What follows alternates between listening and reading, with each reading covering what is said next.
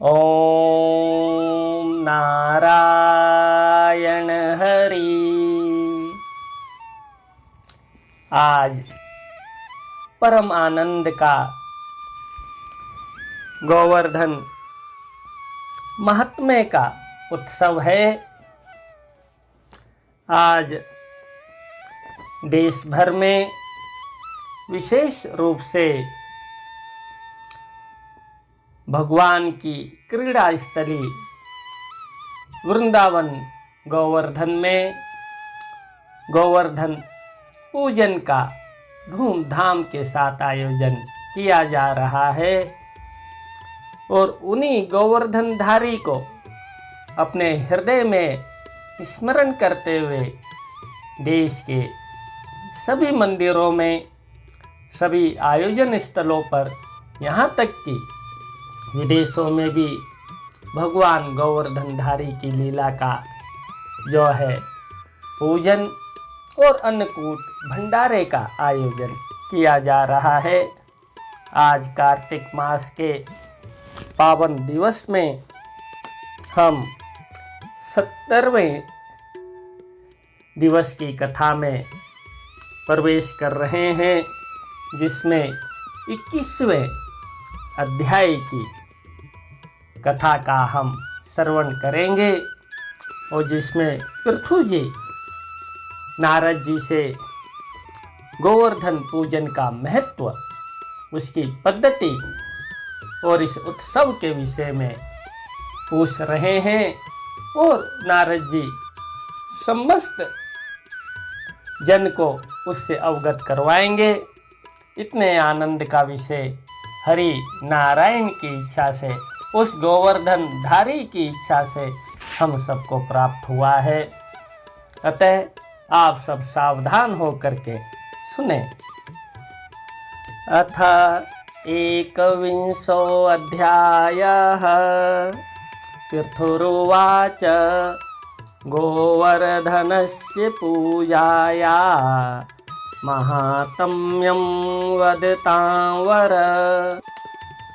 पृथु जी ने कहा, हे देवर्षि, अब आप गोवर्धन की पूजा तथा महात्म्य का वर्णन करें तथा यह बताएं कि अन्नकूट किस तिथि को करना चाहिए।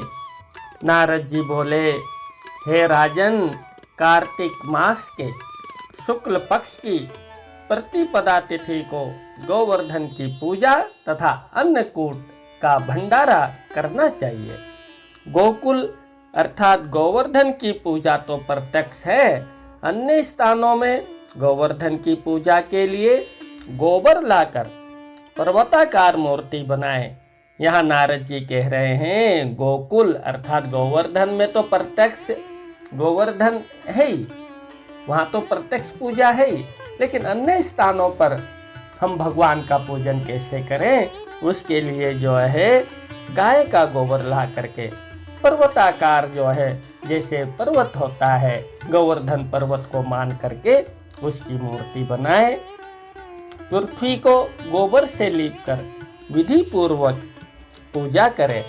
उस पर स्थापित गोवर्धन के शिखरों पर ध्वजा लगाएं। उसके समीप ही श्री विष्णु का सिंहासन भी स्थापित करें। तदुपरांत विष्णु भगवान के समान ही गोवर्धन पर्वत की पूजा करें। यहाँ पे नारद जी कह रहे, गोवर्धन पर्वत और भगवान नारायण दोनों ही एक रूप हैं, दोनों ही एक समान हैं। गोवर्धन पर्वत उस नारायण श्री कृष्ण वासुदेव का ही रूप है। यहाँ नारद जी ने स्पष्ट कर दिया है। उसका कर्म इस प्रकार है, प्रार्थना करने का, पूजा करने का बता रहे हैं। देखिए, हे गोवर्धन पर्वत, आप गोकुल के रक्षक तथा विष्णु द्वारा उठाए गए हैं।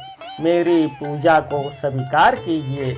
इस प्रकार प्रणाम करके मंत्रोच्चारण द्वारा पूजा आरंभ करें। श्री कृष्ण के प्रिय गोवर्धन पर्वत के लिए आदि, मध्य तथा अंत में नमः शब्द का प्रयोग करें। फिर 16 उपचारों द्वारा इस प्रकार पूजा करें। 16 उपचार यानी 16 प्रकार से हमने उनका स्वागत करना है, उनका पूजन करना है। हमारे यहाँ जो पूजन पद्धति है इसमें षोडशोपचार पूजा का विशेष महत्व है। उसको ये बता रहे हैं। आह्वान, भगवान का आह्वान करें। आसन, जब किसी को बुलाया है तो बैठने के लिए सुंदर आसन दे, फिर पाद्य दे, फिर अर्घ दे, फिर आचमन दे, फिर स्नान, फिर स्नान के बाद वस्त्र, उपवस्त्र, गंध, पुष्प, धूप, दीप, फिर नैवेद्य, फिर प्रदक्षिणा तथा नमस्कार करें। ये जो है, और अंत में विसर्जन, ये षोडशोपचार कहे गए हैं। मीठा दूध, मालपुआ, विविध प्रकार के पकवान, अनेक प्रकार के वृक्षों के फल तथा नैवेद्य भगवान को, गोवर्धन को समर्पित करें। गोवर्धन की पूजा के प्रारंभ में स्वस्ति वाचन करना चाहिए। स्वस्ति वाचन यानी कल्याणदायक वचन। कल्याणदायक जो हमारे यहाँ प्रार्थना है, जो भगवान विष्णु नारायण को संबोधित करते हुए है, उसका वाचन करना चाहिए। फिर सर्वप्रथम गणेश जी का पूजन करें। गणेश जी हमारे सनातन पद्धति में प्रथम पूज्य देव हैं। शांति कर्म करें। तत्पश्चात पूर्वोत्तर विधान से गोवर्धन की षोडशोपचार पूजा करनी चाहिए। फिर अन्नकूट करने के बाद बारंबार प्रणाम करें तथा ब्राह्मण एवं विष्णु भक्तों को और जो भी वहाँ पर उपस्थित है, जो भी अभावग्रस्त है या जो भी वहाँ पर उत्सव में आयोजन में सम्मिलित होने के लिए आए हुए हैं या कोई आ रहे हैं जा रहे हैं, सबको बुला बुला करके भोजन कराएं। ब्राह्मणों को भोजन, बाकी सब अतिथियों को, सभी भक्तों को भोजन कराने के बाद स्वयं भी बंधु बांधवों के साथ अन्नकूट का भोजन करें। फिर गायों को सजाकर, देखिए गाय का हमारे जीवन में, हमारी संस्कृति में कितना महत्व है। गाओ विश्वस्य मातरम कहा गया है। गाय तो माँ है, वो हमारी नहीं पूरे विश्व की माँ है। वो भगवान नारायण, जगत नारायण कृष्ण की भी माँ है। वो भी उनको उसी से संबोधित करते थे। उसका पालन किया उन्होंने नंगे पैर, दौड़ दौड़ के, चल चल के।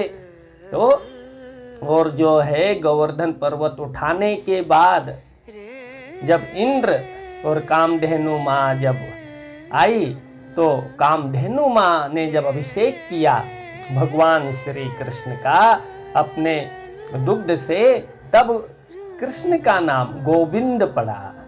यानी कि गाय, गोवर्धन के साथ गोविंद नाम और गाय, ये तीनों जुड़े हुए हैं। तो कितना महत्व है हमारे, बाकी भी अन्य बहुत महत्व है।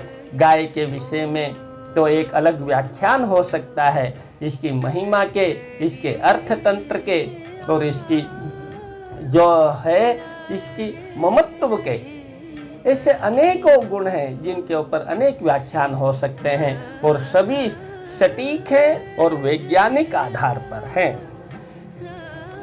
फिर गायों को सजाकर उत्सव करें, उन्हें घुमाएं। जो लक्ष्मी लोकपालों के बीच गायों के रूप में रहती है तथा यज्ञ के लिए घी प्रदान करती है, वे मेरे पापों को नष्ट करें। गाय मेरे आगे पीछे रहें, वे मेरे हृदय में निवास करें तथा मैं उनके मध्य में निवास करूं। जैसे कृष्ण हमारे गायों के मध्य में, गायों के बीच में शोभायमान रहते थे, उसी तरह की प्रार्थना जो है यहाँ पर की गई है गाय माता से, उस ईश्वर से। यह कहकर गायों के सींगों को हल्दी आदि से रंगे तथा उन्हें फूल आदि की मालाएं पहनाएं और कहें, गाय सबकी हितकारक हैं, पवित्र हैं, पुण्य राशि हैं। ये तीनों लोकों की माताएं हैं। ये मेरे द्वारा दिए गए ग्रास को, भोजन को ग्रहण करें। ये कहकर गाय माता को नैवेद्य प्रदान करें। फिर ये कहे, हे धर्म, आप बेल के रूप में संसार को आनंद देने वाले हैं, आप शिव जी के वाहन हैं, मुझे शांति प्रदान करें। यह कहकर बेल के सींगों को रंग में रंगें तथा उन्हें पुष्पमाला पहनाएं तथा उन्हें भी नैवेद्य आदि समर्पित करें। गोवर्धन, विष्णु, गाय तथा भैंस आदि के पूजन से करोड़ों वाजपेय तथा अश्वमेघ यज्ञों का फल प्राप्त होता है। फिर दोपहर के समय पूर्व दिशा में होम करके ब्राह्मण आदि जो है मार्गपालिका बांधे। मार्गपालिका यानी कि सुंदर तोरण द्वार बना करके एक मार्ग का हम बहुत ही सुंदर मार्ग का हम निर्माण करें। वह कुश और काश द्वारा निर्मित हो तथा दिव्य श्रेष्ठ वृक्ष के मोटे तनों से बांधी जानी चाहिए। फिर व्रती लोग जिन्होंने गोवर्धन का जो है अन्नकूट का व्रत किया हुआ है, मंत्र पढ़ते हुए उस मार्गपालिका को नमस्कार करें और कहें, हे मार्गपालिका तुम्हें नमस्कार है, तुम सबको सुखदायक सर्वलक्ष्मी हो। फिर देश की विजय के लिए वहीं पे निरांजन अर्थात आरती करें। देश है, ये राष्ट्र है, तो हम हैं, आप हैं, धर्म है। भगवान राम ने भी कहा है, जननी जन्मभूमिश्च स्वर्गादपि गरीयसी। इसलिए हमारे जीवन में हमारे राष्ट्र का, हमारी मातृभूमि का, हमारे देश भारतवर्ष का सर्वप्रथम स्थान होना चाहिए, सर्वप्रथम महत्व होना चाहिए। उसी बात को, उसी संस्कार को बताने के लिए यहाँ पर देखिए कितनी सुंदर बात कही गई है कि फिर देश की विजय के लिए वहाँ पर इस जो भूमि है, ये जो धरती है जिसको हमने माँ कहा है, धरती माँ, ये भारतवर्ष है जिसको हमने कहा भारत माँ, इसकी हम आरती करें। मार्गपालिका के नीचे हम नाचें, गाएं। मनुष्य हो, राजा हो, राजपुत्र हो, ब्राह्मण हो तथा किसी भी जाति के लोग हो, मार्गपालिका के नीचे से निकलें। तदुपरांत कुश और काश द्वारा एक मोटा रास्ता तैयार करें और उसको जो है आपस में लोग दो भागों में बट करके एक छोर दूसरी तरफ, दूसरा छोर दूसरी तरफ पकड़ करके उसको आपस में हम पकड़ करके खींचें, यानी कि उत्सव का भी, खेल का भी हम आयोजन करें। इति श्री। देखिए आज गोवर्धन अन्नकूट के पावन उत्सव में, कार्तिक महात्म्य में कितनी सुंदर कथा जो है हमें गोवर्धन की महिमा, अन्नकूट की महिमा, इसका भी कितना सुंदर वर्णन, और इस देश की उन्नति तरक्की के लिए, अपने भारतवर्ष की प्रगति के लिए उसका भी हम वंदन, निरांजन, आरती, जय जयकार करें। तो कितनी सुंदर कथा का आज जो है ईश्वर की अनुकंपा से हम सब ने श्रवण किया है। भगवान नारायण की अब आज्ञा हो चुकी है। आज की कथा को यहीं विराम देते हुए ओम